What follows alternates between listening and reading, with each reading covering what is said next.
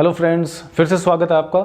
आज जो हम नया टॉपिक स्टार्ट कर रहे हैं, मैथमेटिक्स, जो वीडियो का एग्ज़ाम दे रहे हैं या आप संगणक का एग्ज़ाम दे रहे हैं उसकी तैयारी कर रहे हैं, तो प्लीज़ चैनल पे बने रहिए। मैं आपको बिल्कुल मैथमेटिक्स के सारे टॉपिक कराने वाला हूँ, वन बाय वन एक एक करके हम करने वाले हैं। सबसे पहले हम बात करेंगे फ्रैक्शंस की, जो बहुत ज़्यादा पूछा जाता है एग्जाम में, बड़ा छोटा सा टॉपिक है। और आप एक चीज़ और याद रखना, मैं आपको सारी चीज़ें इस भिन्न से या फ्रैक्शंस की हेल्प से बताऊंगा, चाहे वो परसेंटेज हो, चाहे वृद्धि दर हो, या किसी में क्या हो डिप्रिसिएशन हो, कमी हो जाती है उसको, या फिर आपका कंपाउंड इंटरेस्ट है, उसको भी इसी मेथड से करने वाले हैं। तो बिल्कुल आप एक बार इसको समझने की कोशिश कीजिए, उसके बाद हम आगे नेक्स्ट वीडियोज़ में इसको बनाए रखेंगे।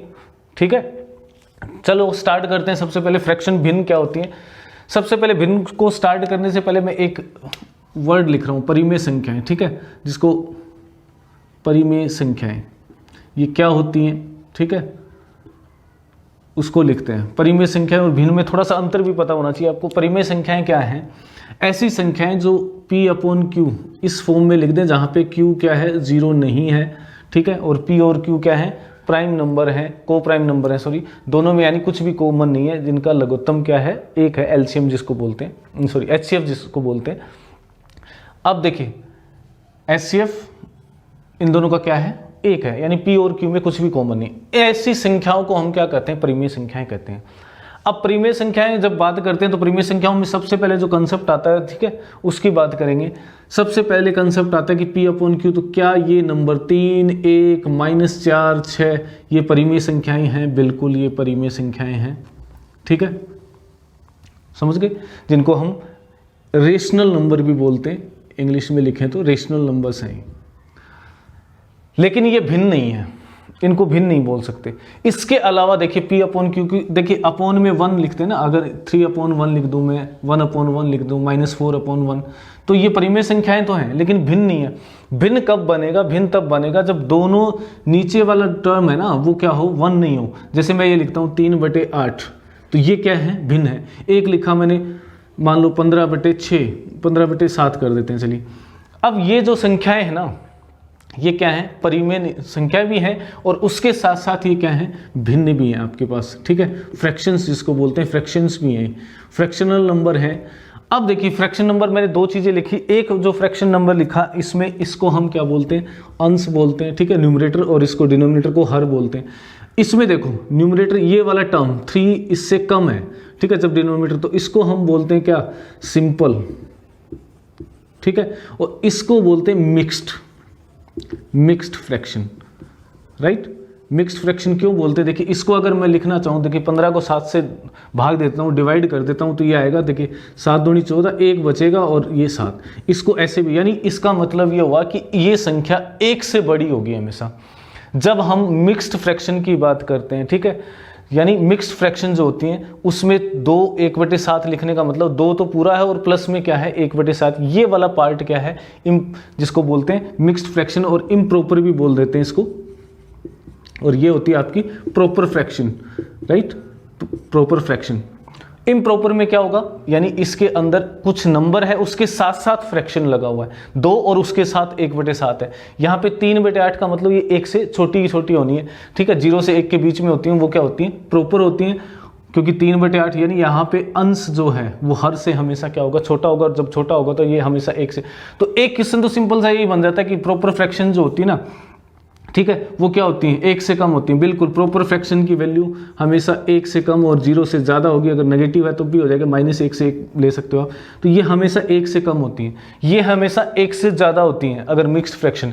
अब देखिए फ्रैक्शंस में हम जब बात कर रहे हैं, 2 तरह की मैंने बताई, परिमेय संख्याओं और इसमें क्या डिफरेंस है, फ्रैक्शंस में, भिन्न संख्याओं में ये डिफरेंस है कि इसमें ये जो नंबर होते हैं जिसके डिनोमिनेटर में, यानी जिसका हर एक हो सकता है, वो संख्याएं अगर आ जाती हैं तो इन दोनों को मिला के हम क्या बोलते हैं, परिमेय संख्याएं बोलते हैं। लेकिन फ्रैक्शन वाला पार्ट यही है। अब फ्रैक्शन में सबसे पहले हम गुणा भाग करना सीखते हैं। 4 चीज़ें होती है, देखिए, प्लस करना, माइनस करना, 4 ऑपरेशन होते हैं। ठीक है, और गुणा करना, और उसके बाद डिवाइड करना, यानी भाग दे देना। ये 4 ऑपरेशन होते हैं हमारे पास मैथमेटिक्स में। तो सबसे पहले इनकी बात करते हैं, कैसे ऐड करेंगे। जब भी आपको फ्रैक्शन को ऐड करना हो, उससे पहले एक चीज़ थोड़ा सा समझ लीजिए, क्या है। देखिए 3/8 लिखा मैंने और एक लिखा 6/7। सबसे पहले तो इन दोनों में से बड़ी संख्या कौन सी है, ये पता होना चाहिए। जैसे ही आपको देखना है, देखिए बड़ी संख्या अगर आपको पता करना है कि कौन सी बड़ी है, या आपको पूछ ले कि असेंडिंग ऑर्डर में लिखो, ठीक है, घटते क्रम में लिखो या बढ़ते क्रम में लिखो, तो वो क्या होगी। देखिए इसको अगर आपको कोई भी परिमेय संख्या दे रखी है या कोई भी फ्रैक्शन दे रखा है और उसमें पूछा कि कौन सा बड़ा है, तो सबसे पहले आपको क्या करना है कि इनका जो हर है वो बराबर कर लो आप। अब देखिए इसमें 8 है और इसमें 7 है, कैसे करेंगे। 8 और 7 का या तो लघुत्तम ले लो, या सीधा सीधा मेथड बता देता हूं मैं। क्या करना आपको, इसको, ये 7 है, इसको इससे गुणा कर दो, 7 से गुणा कर दिया, नीचे भी कर दिया। ऐसे ही इसमें इससे गुणा कर दो, 6, ठीक है, ये हो गया, जिसको हम क्या बोलते हैं, देखिए 7, और इसको 8 से गुणा कर दिया, इसको भी 8 से डिवाइड भी कर दिया, जितने से गुणा किया उतने से कर दिया। तो ये मेरा बन जाएगा, देखिए 21/56, यहाँ बन गया 48/56। अब देखो इन दोनों में जैसे ही हमने ये वाला इक्वल कर दिया डिनोमिनेटर, अब पता कर रहे हैं कि कौन सा बड़ा है। तो भैया ये, क्योंकि ये 48 बड़ा बन गया, बड़ा नंबर है, दोनों डिवाइड तो एक ही नंबर से हो रहे हैं, तो ये वाला टर्म क्या हो जाएगा, बड़ा हो जाएगा। ये तो बड़ा और छोटा निकालने का। कई बार आपको ऐसे दे देते हैं, देखिए 3/7, 3/8, ठीक है, 3/11 और 3/13। इसमें सबसे बड़ा कौन सा है। देखिए अब यहाँ पे हमें कैलकुलेशन, अगर मैं करता हूँ कि इन तीनों सबको एक जैसा कर दूँ डिनोमिनेटर को, तो क्या करना पड़ेगा, एलसीएम लेके सबसे, ऐसा नहीं है, क्योंकि ऊपर वाली संख्याएं क्या हैं, बराबर हैं, बिल्कुल बराबर है। ऊपर जो हर है, अंश है, वो सबका क्या है, बराबर है। न्यूमरेटर जिसको बोलते हैं, न्यूमरेटर बराबर है, तो हम डिनोमिनेटर को चेक करते हैं, सबसे बड़ा कौन सा है, 13। तो इसका मतलब ये नीचे अगर छोटी संख्या नहीं है, बड़ी संख्या जितनी बड़ी होगी नीचे उतना ही क्या है, सबसे छोटा ये वाला होगा। इसका मतलब ये टर्म सबसे छोटा हो जाएगा, और सबसे बड़ा कौन सा होगा, ग्रेटेस्ट ये होगा। और इसके बाद पता चल गया अपने को क्या, कि ये और ये दोनों कंपेयर करूं तो ये बड़ा, छोटा होगा, ये इससे बड़ा होगा। तो यानी अगर मैं इसको असेंडिंग ऑर्डर में लिखूं, यानी बढ़ते हुए क्रम में लिखूं, तो सबसे छोटा कौन सा है, सबसे छोटा 3/13। यानी जो डिनोमिनेटर में जितना बड़ा होगा ना, उतना, मतलब उल्टा है वो, नीचे जितना बड़ा उतना ही संख्या बड़ी हो जाएगी। ऊपर चाहे एक जैसे हैं, यहाँ पे क्योंकि ऊपर अलग अलग थे इसलिए मैंने क्या किया, अलग बना लिया उसको, ठीक है। तो 3/13, इसके बाद इसको लिखेंगे तो क्या आएगा, 3/11 आएगा, उसके बाद 3/8 आ जाएगा, और 3/7। ये सबसे बड़ी संख्या, ये सबसे छोटी संख्या है। तो ये क्या हो गया, इंक्रीजिंग ऑर्डर हो गया इनका, ठीक है, जिसको असेंडिंग ऑर्डर बोलते हैं, ठीक है, आरोही क्रम। ये सिंपल चीज। अब मैं जोड़ना चाहता हूं इसको या माइनस करना चाहता हूं, तो जब भी आप दो फ्रैक्शंस को, दो भिन्नों को जोड़ते हैं या घटा देते हैं, तो उसके लिए क्या करना पड़ेगा, आपको डिनोमिनेटर सेम करना पड़ेगा। जैसे इन्हीं को मान लो मैं कहता था कि इन दोनों संख्याओं को हम क्या करते हैं, देखिए इन दोनों संख्याओं को जोड़ते हैं, प्लस, तो सिंपल है, हमें आता ही है, हम बहुत बार कर चुके हैं कि भाई इन दोनों का क्या ले लेंगे, एलसीएम ले लेंगे 56, ठीक है, ओके। ये क्या करेंगे, 7 से गुणा 7 से भाग कर देते हैं, 8 से गुणा 8 से भाग कर देते हैं, कोई बात नहीं, हो गया, सिंपल सा है। ये तो बन गया 21 और ये बन गया 48, बीच में प्लस लगा दिया, 56 दोनों का सेम था इसलिए एक साथ लिख देते हैं, यही करते हैं। या इसका टेबल बोल देते हैं, 8 6 7 जाएगा, 7 से इंटू कर दिया। तो यानी डिनोमिनेटर इक्वल कर दो, कब, जब आपके पास प्लस या माइनस, अगर ये माइनस होता मान लो तो इसको मैं माइनस कर देता, तो ये दोनों माइनस हो जाते, ठीक है। प्लस है तो प्लस के लिए लिख देंगे, माइनस है तो माइनस के लिए।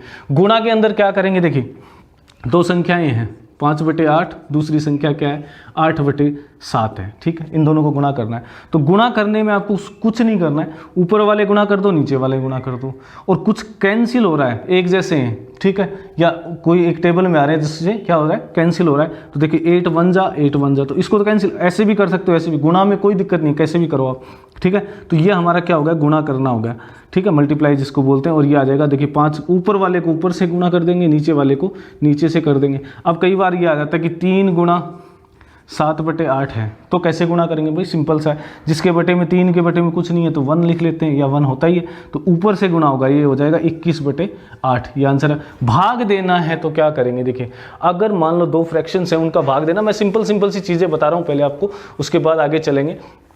तो सबसे पहले भाग देना है, तो इसको क्या करेंगे, देखिए 3/7 भाग 8/9, ये है, इसको भाग देना है। तो कैसे देंगे, जैसे ही भाग आ जाए ना, भाग को क्या करेंगे हम, 3/7, ठीक है, ये डिवीजन वाला पार्ट है, क्या करेंगे 3/7, इसको गुणा में बदल दो, 9/8, सब पढ़ते हैं हमें पता ही है, सब कोई दिक्कत ही नहीं है, कुछ कैंसिल हो रहा नहीं हो रहा है, या ना इसकी टेबल में आ रहा है, तो सीधा सीधा गुणा कर दो, 27 बटे कितना हो जाएगा, 56, ओके, समझ आ गया। तो ये गुणा करना यानी भाग क्या है, गुणा ही करना है, बस इसको बदल देना। लेकिन कई बार देखो कन्फ्यूजन कहाँ जाता है, 3 भाग 5/7। अब क्या करूँ मैं, कोई बात नहीं, आप 3 को छोड़ दो, 3 इसको कुछ नहीं करना है, इस वाले को उल्टा लिख दो यानी 7/5 लिख दो, तो ये आ जाएगा आपका 21/5। सिंपल सा आ गया। अब देखिए मान लो आपको और थोड़ा सा इसको बढ़ा देता है, ठीक है। देखिए 1 मिनट, आप डस्टर उस साइड पड़ा है मेरा, चलिए कोई बात नहीं है।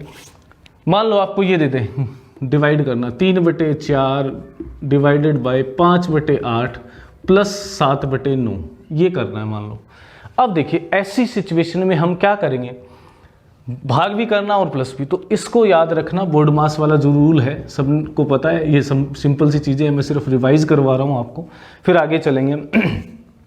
3/4 सबसे पहले ब्रैकेट नहीं है, ओमिट डिवीज़न, डिवीज़न का मतलब भाग को सोल्व करो, फिर मल्टीप्लाई को करेंगे, फिर ऐड करेंगे, फिर सब्ट्रैक्ट करेंगे।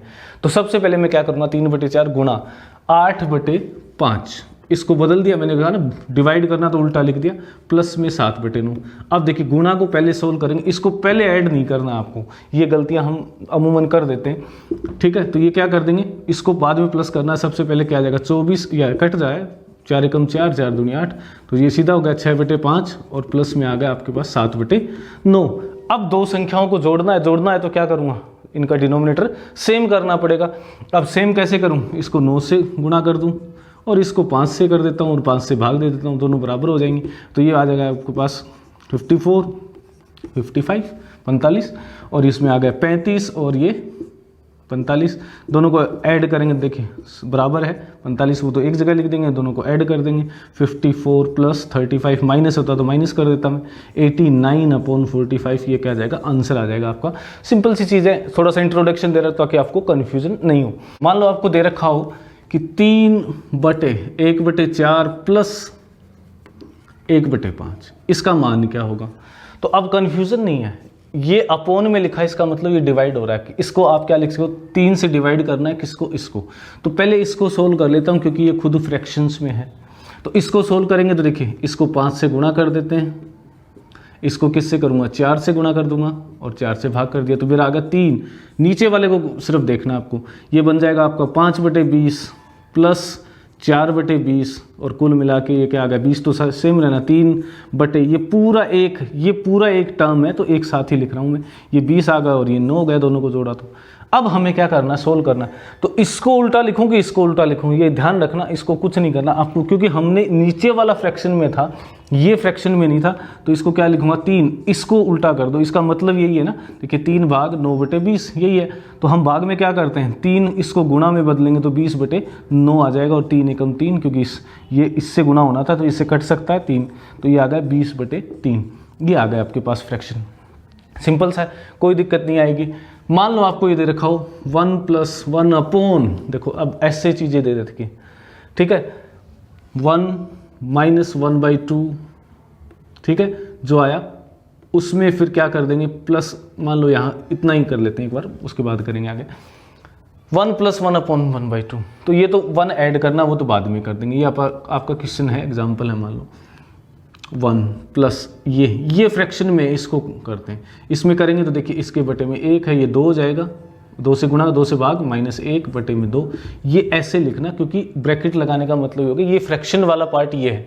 तो ये मेरा बन जाएगा, देखिए 1 + 1 अपॉन, ये बना 1/2, इसको उल्टा लिखूंगा मैं, उल्टा लिखने का मतलब 1 + 1 × कर दूंगा तो 2/1, इसको बदलूंगा क्योंकि ये वाला पार्ट फ्रैक्शन में था मेरा, और ये बन जाएगा देखिए 1 + 2, ओके, 2 × 1 = 2, अपॉन में 1 तो लिखने की जरूरत नहीं है, और आंसर आ जाएगा आपका 3 आ जाएगा, ठीक है। और देखिए ये क्वेश्चन करते हैं, 1 प्लस या 2 प्लस कर देते हैं, 2 + 1/3 - 3/4 + 7, ये दे रखा आपको, सॉरी 4 + 7/3, ये ले लिया।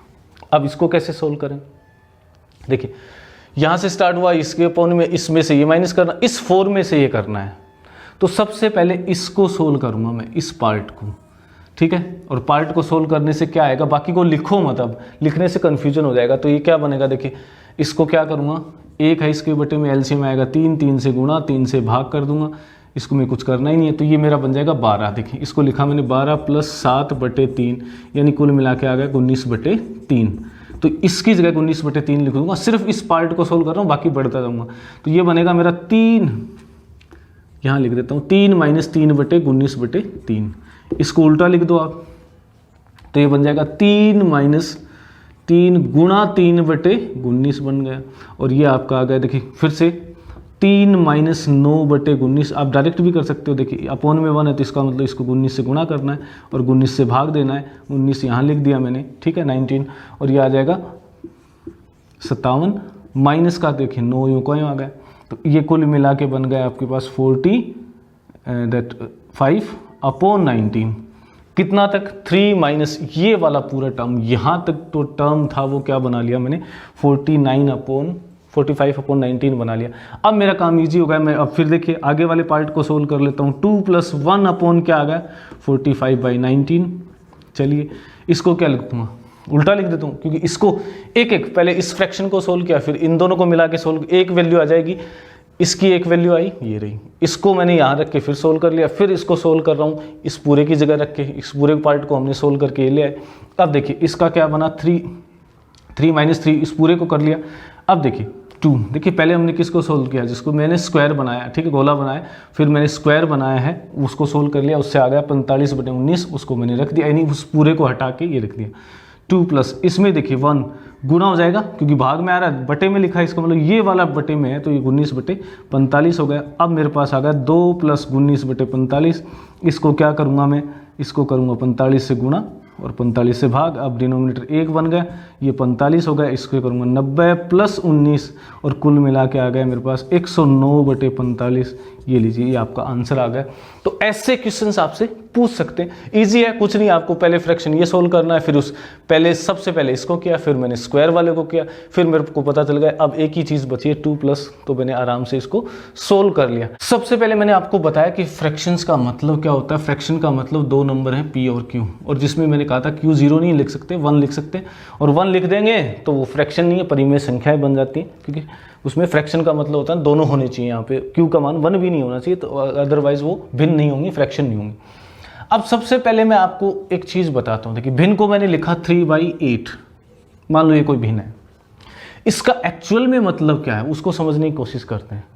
3/8 का मतलब है कि कोई चीज़ 8 थी हमारे पास, उसमें से 3 ले रखा है, ठीक है। जैसे मान लो ये पूरा पोर्शन है, इसको 8 भागों में डिवाइड कर दिया, 5, 6, 7 और 8, ठीक है 8 भाग, ये 3 मैंने ले लिए, तो इसको मैं लिखता हूँ 3/8। सिंपल सी चीज़ है।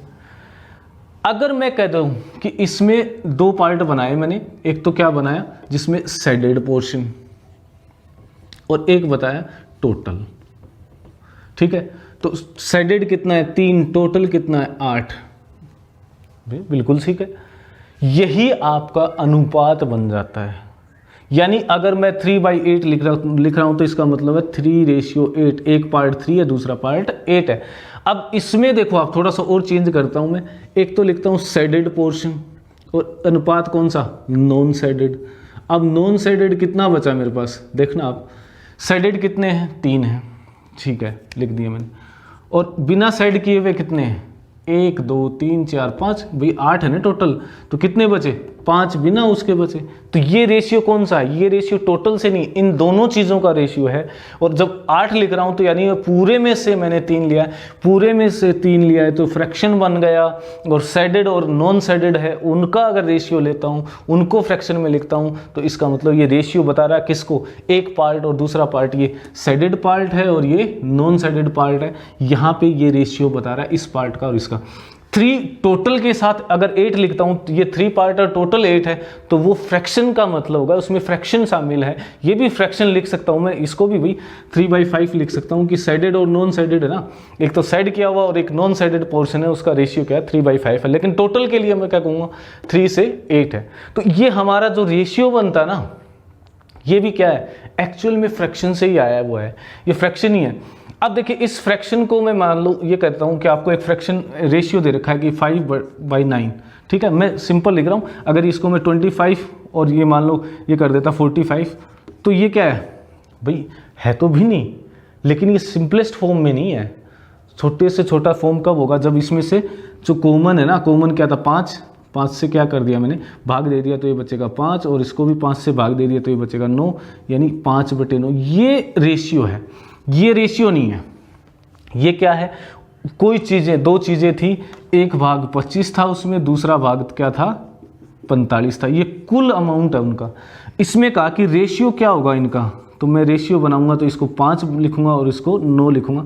थोड़ा सा समझने की कोशिश करना, ताकि आपका परसेंटेज और आपका जो भी परसेंटेज से रिलेटेड जितने भी क्वेश्चन है, प्रतिशत निकालना, ठीक है, उसका ब्याज निकालना, या उसके बाद आपके पास अगर ये निकालना हो कितनी वृद्धि हुई, कितनी कमी हुई, या फिर आपको ये निकालना हो कि क्रय मूल्य में कितना लाभ हुआ, कितनी हानि हुई, क्रय मूल्य, विक्रय मूल्य, सब इसी पे बताने वाला हूँ मैं। इसलिए थोड़ा सा ध्यान रखना इसको कि फर्स्ट ये दोनों चीज़ें लिख रहा हूँ मैं, 25/45 लिख रहा हूँ, इसका मतलब ये रेशियो नहीं है, ये क्या है, सिंपलेस्ट फॉर्म में जब आ जाएगा ना तो रेशियो है। तो भाई अगर मान लो सर आप ये कह रहे हो कि सिंपलेस्ट फॉर्म में आ गया, तो रेशियो तो ये भी हो सकता है 3/, मान लो 14 है, ठीक है जी, तो ये तो रेशियो है सर, बिल्कुल है, क्योंकि इसमें कुछ कॉमन ही नहीं बचा।